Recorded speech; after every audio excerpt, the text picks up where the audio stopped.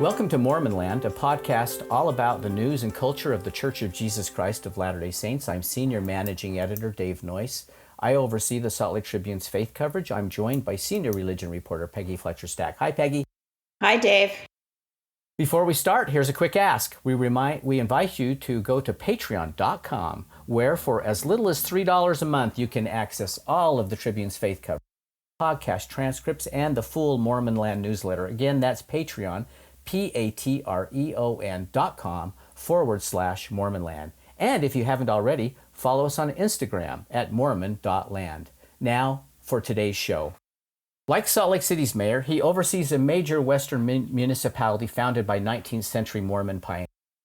Like Salt Lake City's mayor, the heart of his diverse, dynamic, and growing city features a historic temple of the Church of Jesus Christ of Latter-day Saints, bounded by a sparkling mixed-use development built by the Utah-based faith. And like Salt Lake City's mayor, he supports Kamala Harris for president. But unlike Salt Lake City Mayor Erin Mendenhall, Mesa Mayor John Giles is a Republican and a Latter-day Saint. And that's why his support of the Democratic ticket is grabbing national headlines. A graduate of Brigham Young University, Giles is a lawyer serving his 10th and final year leading Arizona's third largest city. He also has run dozens of marathons, but it's his stance in 2024's presidential race in a swing state that could determine who wins the White House that catapulted this moderate Mormon mayor into a primetime speaking slot at the Democratic National Convention. Giles joins us today to talk about his decision to buck Donald Trump and instead back Harris, along with his desire to see the reemergence of a more centrist Republican Party and a less polarized political climate. Mayor Giles, welcome. Good to be with you. Thank you. I'm a longtime listener, first-time caller. All right. Hey, thanks, John. Appreciate it. So for starters, tell us what it was like for you as a Republican to speak at the Democratic Convention. Oh, man, it was an experience of a lifetime. You know, I've never been to a convention before, either Republican or Democrat. I am a registered Republican, but I was never so enthusiastic that I felt the need to go to a national convention. And so I really didn't know what to expect. But initially, they'd extended an invitation to go to the convention, and I politely declined because I said, I don't know what I would do at a Democratic convention. I'm actually still a Republican. And they said, no, you don't get it. We want you to come and speak. And that kind of blew my mind. But I kind of assumed I'd be, have a little microphone out in the lobby somewhere with 2 or 3 folding chairs, and it would just kind of be a token thing. And so I was really blown away by what it ended up being. Were you scared at all? Absolutely. I mean, I spoke at another rally, a week or two before, which was similar in the size of the room. But they kept reminding me, don't play to the room because this is really a TV show, so resist the temptation to scream and to wait for the cheers to die down. And this is just, you're recording a TV show. So it was, so you had to be calm and collected, but at the same time, you had to allow yourself to experience what an unbelievable event you were a part of. Okay, so why did you decide to bypass the party, your party loyalty, and support Harris instead of Trump? Well, it was, I love being mayor because I'm elected in a nonpartisan election. And when I serve as mayor, I do my best to try to stay away from, the polarizing, toxic, partisan issues as much as possible. I've got progressive Democrats on my city council and conservative Republicans, and we just get along amazingly well because we focus on what's in the middle and on the problems that we have to solve. And so that's my normal game plan, is to go through contortions to avoid exactly, these types of events. But I think there comes a time occasionally where silence is not an option. Silence is acquiescence. And I do owe it to my community to speak out in those occasions. And so I felt compelled, this election is one of those that compels me to speak out. Do you feel that your stance on this election is more anti-Trump or pro-Harris? It's generous measures of both of those things. I am very turned off by Mr. Trump. I think he has disqualified himself on numerous occasions from pursuing the office of president. I just don't think he has the moral authority or the ethics to do the job. And I think that, again, I'm shocked that that he continues to pursue it, and the people continue to think that's a good idea. And at the same time, I have come around to Vice President Harris. I think she has really evolved as a candidate. I think the last 4 years that she's spent, on the job training in the White House has been very valuable. And the more that I learn about her positions, the more comfortable I am with endorsing her. Can I ask, did you vote for Donald Trump in 2020? No. Did you vote for Joe Biden? Yes, I did. Okay. Like I said, I'm a Republican, but I've never claimed to be the world's best Republican. Okay, so speaking of that, you have been censured before by the GOP for backing other Democrats in the past, including Arizona Senator Mark Kelly and current Arizona Governor Katie Hobbs. What are you hearing from your fellow Republicans now? Are you worried about another censure or expulsion from the party? I have been censured again, so I'm 2 for 2 in the last 2 elections. And 2 years ago, it was an interesting experience. I felt compelled because in the governor's race, you had this, Carrie Lake, I think, is a national person that you guys are familiar with, and she was the alternative in that election. And I knew, as the mayor of a city, that she would be devastating to local government and to my city. And so again, I felt like I could not sit by and not express an opinion on that. And similarly, Mark Kelly is a Democrat, but he's an amazing candidate. And his opponent was also far, far right. And so that was a similar analysis 2 years ago. I did get pushed, to answer your question. Yeah, of course, you get negative pushback from the people that are extreme loyalists, and it's sometimes not nice. And I am getting that again this time.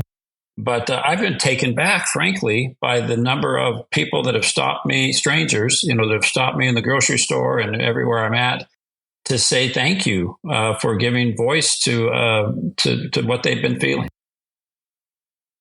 So here's a Mormon land type question. How has your Mormonism influenced your decision in this race and your overall politics? Well, I grew up in the church in the 60s and the 70s, and I remember routinely being taught in my classes and over the pulpit at the same time that the church encouraged us as members to be involved in the community and even, to the extent of running for office if it was appropriate. And in that same, over the pulpit announcement, they would say, the church does not align with a particular party, and we encourage members to scrutinize the character of candidates. And so that was, that set my policy, as a young person, an impressionable young person. And it did influence my willingness to, when the time was right, to volunteer to play a role as an elected official. And it also informs the way I scrutinize campaigns and candidates. And I hope that, I don't know that the church has changed its official policy, but I would sure welcome that over the pulpit announcement again. So let's go to one of the issues that's emerging in this campaign. The LDS Church has taken positions and issued formal statements viewed as friendly to immigrants and refugees by most observers. And you have said that immigration is not an issue, but the issue in Arizona. Trump seems to lead in the polls on this issue, and that of border security is kind of related. How do you see Trump and Harris on this issue? That's a great question. Thank you. Yeah, and it's an issue I've been involved in a lot. As a border state mayor, for the last, I think, 6 or 8 years, I've been the chairman of the U.S. Conference of Mayors Immigration Reform Task Force, and I've been very involved in the issue on a national level because I'm a border state mayor. So So it is something I'm anxious to talk about. There have been, some executive orders, the DACA orders, and then more recently the asylum processing orders, and that do impact, the number of border crossings we're seeing as a border state. But the thing that people need to understand about this issue is that executive orders are no substitute for congressional action to repair our broken immigration laws. And so to blame entirely the vice president for the chaos at the border just demonstrates a misunderstanding of how this problem needs to be addressed.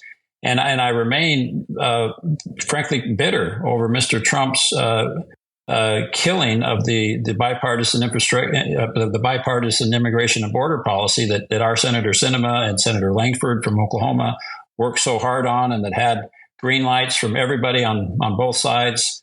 And then Mr. Trump, for personal political reasons, killed it. So, I mean, this is a critical issue, but if we treat it as a problem to be solved, as opposed to, a political issue to be taken advantage of, we can make tremendous progress on this very quickly. John, do you think most Latter-day Saints in Mesa or in Arizona, in the areas you interact with, do they see this issue the same way you do? I mean, I know there's going to be a variety of opinions, but... Well, I think as you know, for reasons we all understand, I think Latter-day Saints are generally open to the, very moderate on immigration. A lot of them have been overseas on missions and are taught to be compassionate to immigrants and to refugees. And so in my community, the folks who are stepping up and playing leadership roles and providing services to immigrants a lot of them are church members. And the LDS Church has a great welcome center in Mesa that provides a lot of great services for immigrants. So the official church policy and the people who are on the ground doing great things are very much aligned with the church. But to answer your question, I mean, there are the average Joe and Jane, in the church are probably more informed by Fox News than I would like them to be, and see this as a partisan issue. It should not be viewed as a partisan issue. Like I said, the people that are, there's some reality distortion, going on this topic, and it's being used as a political football, which is terrible. So you called for Harris to make Arizona Senator Mark Kelly her running mate. Are you disappointed she chose Minnesota Governor Tim Walz instead? I am a big fan of Mark Kelly. He's an amazingly talented man. He's really one of these John Glenn, astronauts that, if anything went wrong, the guy I want with me is Mark Kelly. He's amazing. But I have also been blown away by Governor Walz. I had no idea what a dynamic personality he was, and how genuine and how charismatic he is. He's a great communicator. I think it's not a coincidence. He's come up with a lot of the taglines that have been adopted by the Harris campaign, because he's very much a clear talker and very relatable. So I do think she's made a great selection. So earlier you said that the church has made these statements about neutrality, and more recently a statement about how there's good people in every political party, but it doesn't say, and it talks about character, the importance of character. Would you like to see the church make a little bit of a stronger statement about Donald Trump's character, not just vague allusions to voting for people of good character? How could they do that? Could they do that? No, I think if they do just exactly what they've done in the past, I do not aspire for everyone in the church to agree with me politically. I mean, that would be horrible. I think we do as a church need to constantly remind ourselves that it's okay to disagree on politics as members of the church. And then we can sit next to each other in the pews and love each other and respect each other and be politically diverse. But I absolutely, I'd like to say, as a younger person, I was very impacted by the statements over the pulpit that said look for good character in your candidates, and don't think that one party is right and the other one's always wrong. Use your head. Think about things. I don't think that the church can say that too often or too loudly. I would love to see more of that. So can we turn to a couple, Mayor, of some more Mesa-specific church piety issues? You got some flack for supporting a non-discrimination ordinance in Mesa. Now, the church endorsed and even pushed for similar ordinances in Salt Lake City and for the state of Utah. Did the church do the same in Mesa? I know an area leader may have spoken on it, but was the church supportive of that?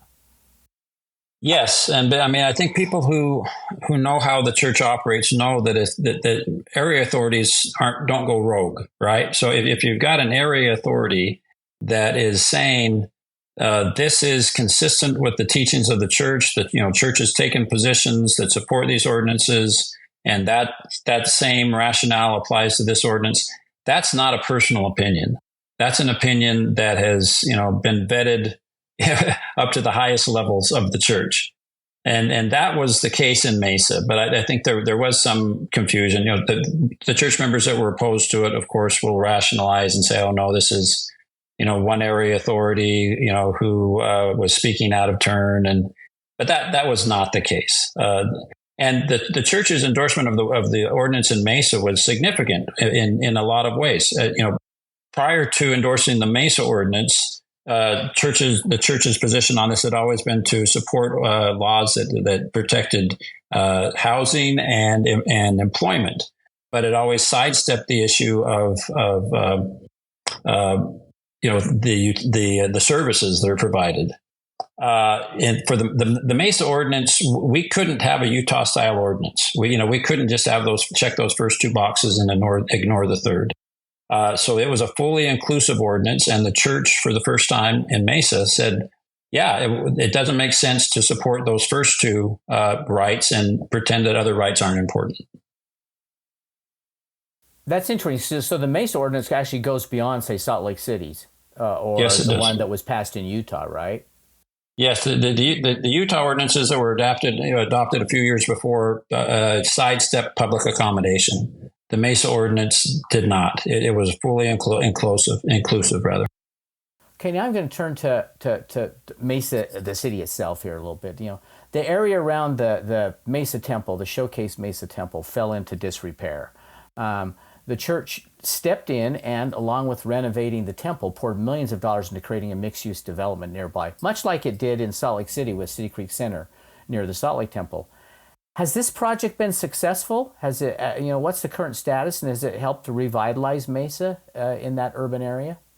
It's been extremely successful, and the church. I've been the mayor since 2014, so I remember the first few years I was the mayor, we would occasionally get on an airplane and go meet with the presiding bishopric and say, hey, that temple you guys got and all that, the declining property around it. It sure would be great if you pulled the trigger and redeveloped that. And, I was reminded of what I've always known as a member, which, the church moves on its own timeline.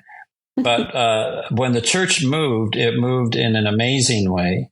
And so the new development, the temple is, we could spend the whole time talking about how wonderful the Mesa Temple is, but the surrounding development included housing and, Deseret Bookstore and a lot of great commercial and residential property. The church came in, and the church does something to hold on to it, right? They don't do something that they want to have a useful life of 5 or 10 or 20 years. They build for something to be permanently high quality. And so they were, for the first time in really 30 years, you were seeing new housing being built in downtown Mesa in old neighborhoods. And it wasn't just that they were building housing, they were building very high quality housing. And then the church took a huge gamble because I don't think anybody knew whether there was a market for that or not. Come to find out, there was a huge market for it. And at the ribbon cutting, all of this housing was fully leased and fully occupied. So it's been, frankly, it's been a very successful investment for the church, but it's also had a ripple effect that has been felt throughout downtown Mesa. So it's spurring other development, other private development, you say? Very much so. Yeah, the church really gets the medal for being first in downtown Mesa. But I would invite anyone who's not familiar, hasn't been to Mesa for a few years, to come down. It's a very vibrant downtown, lots of new housing, lots of new restaurants, and it's a very vibrant and inviting place now. And light rail, right? Light rail was the other big key to that. Yes. We've got a light rail station directly in front of the temple. And so a lot of the big events, the Christmas lights and the Easter pageant, light rail is very much a part of those events. So if Donald Trump wins this election and the party continues to be kind of a party of his, would you consider becoming a Democrat? For since the Trump era started, I kind of walked into my office in the morning, and sometimes I'd go to people and say, can I leave the Republican Party now? Did you see what he said yesterday? Is it finally time that I can, in good conscience, become independent? And I for whether this is a good idea or a bad idea, I've decided I'm not going anywhere. I'm going to stay and be the loyal opposition in the Republican Party, and point out that there's a lot of people like me in the center who have been left homeless in this process. I signed up for the Republican Party for a reason. I think I do more closely identify with, again, the party used to be a group of people that were loyal to principles as opposed to loyal to an individual. I desperately think for the sake of our country, we need to have two strong parties, and we need voices like mine in the Republican Party trying to get it back to what it once was. So you spoke to this a little bit, but what are your hopes for the future of the Republican Party? My short-term hopes are that it fails miserably, that it loses elections, and that as a result of that, the people that are now taking control of the party are rejected, and that people, Donald Trump used to say we're going to get sick of winning, and it's been the opposite has been the reality. So the Republican Party needs to broaden, the tent. We need to be more inclusive. We need to respect and invite opinions that are not, my way or the highway, or that are not, the MAGA party line. That's the only way this party is going to is going to avoid becoming irrelevant in just the next few years. Do you think most Latter-day Saints in Mesa and throughout Arizona share your vision of the party? I think a lot do. I continue to, like I say, my experience has been that my experiences with getting the positive response to what I've been saying has convinced me that the majority of Republicans and probably the majority of folks in the church are in the middle. I mean, there's always been, a strong component of both the church and the population generally that have been to the far right, kind of the John Birch, part of the church. And they're alive and well, for sure. But I do think the majority opinion continues to be very moderate, very much in the middle, and to reflect, the things that were taught in church, frankly. So we've touched on this, but one final question. The church has reaffirmed that faithful members, as we said, can vote for candidates from any party, and they warned specifically recently against straight ticket voting. How else could or should the church help members make wise decisions when voting? I mean, not telling them how to vote, but is there more that they can do or should do?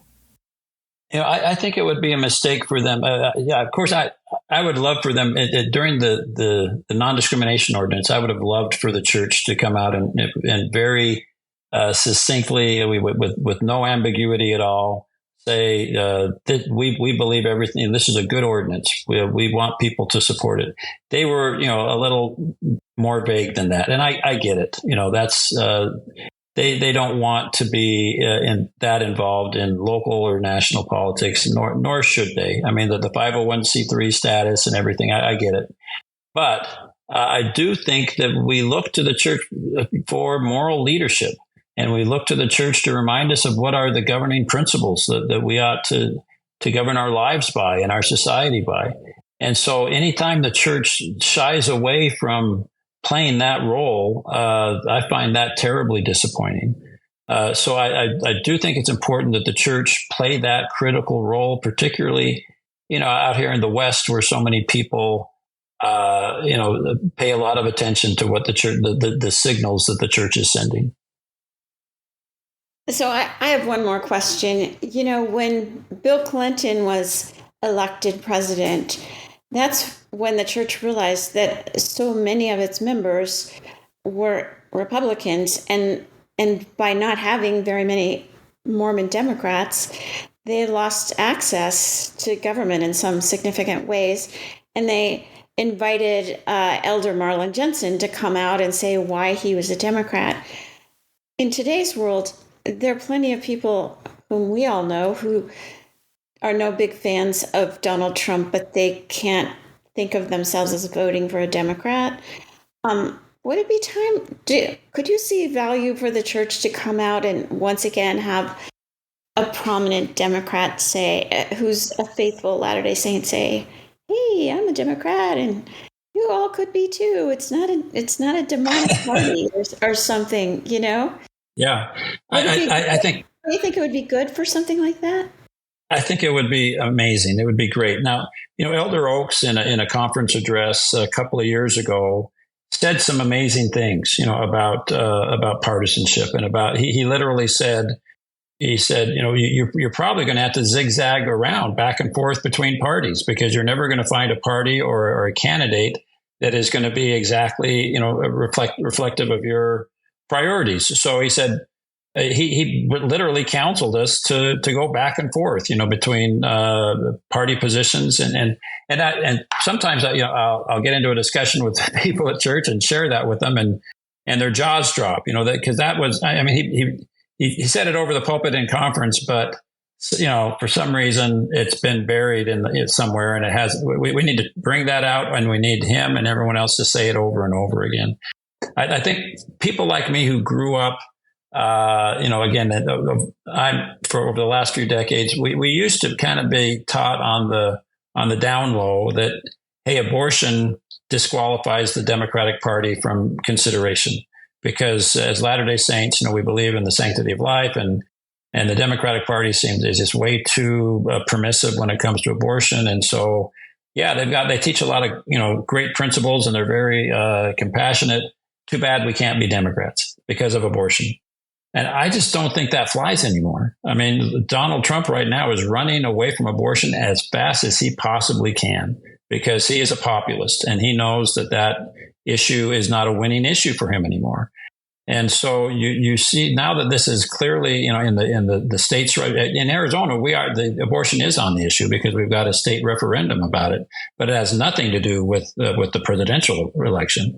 So I think we need to tell Latter-day Saints, if you used to think you couldn't be a Democrat because of abortion, that's not the case anymore because that's not on, that's a states' rights issue. So if you care about that, look for the other ways to express your opinion on that. But there are no litmus. Now, to be a Republican, the litmus test is whether you support Donald Trump. And there aren't those same barriers to be a Democrat. Well, Mayor John Giles, thanks so much for joining us today. It's been a pleasure. Thank you. And take care of Mesa for me. I'm a Cubs fan, so I'll be there in the spring. So, all right. I'll hold you to that. Okay. And thanks to Peggy Fletcher-Stack. Always a pleasure. And our producer, Chris Samuels. We remind you that you can keep up on all the happenings in and about the church by subscribing to the Salt Lake Tribune's free Mormon Land newsletter. Just go to sltrib.com to sign up, and we'll talk again next time on Mormon Land.